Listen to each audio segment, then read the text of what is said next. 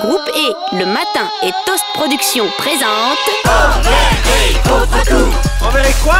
Envers et contre tout. Ah ouais, bon bah calmos hein.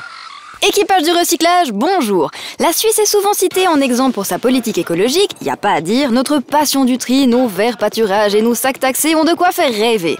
Pourtant, nous flirtons avec les sommets d'un classement pas très reluisant. La Suisse est le deuxième pays qui produit le plus d'ordures au niveau européen, juste derrière le Danemark.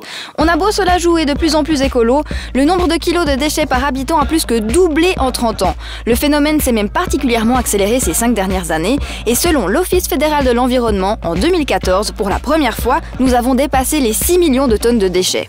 La même année, d'après l'Agence européenne de statistiques cette fois-ci, on comptabilisait 730 kg d'ordures par tête de pipe résidant dans le pays, alors que la moyenne européenne n'est que de 475 kg et que les chiffres ont tendance à baisser chez nos voisins. Alors évidemment, dans ces 730 kg, il n'y a pas que des pots de yaourt et des os de poulet.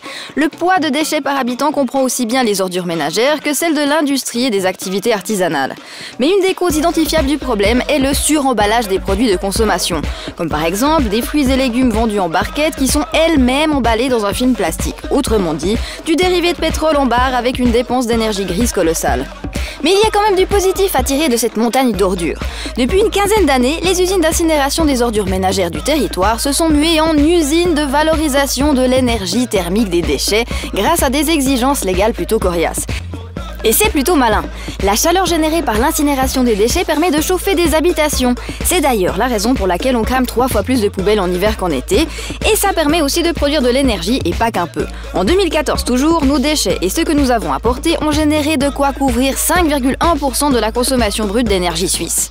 Tout n'est donc pas perdu, et dans quelques temps, comme dans Retour vers le futur, on sera peut-être vraiment capable de faire voler des voitures avec des épluchures. Eh, on n'a qu'une planète hein, va falloir faire avec, ok?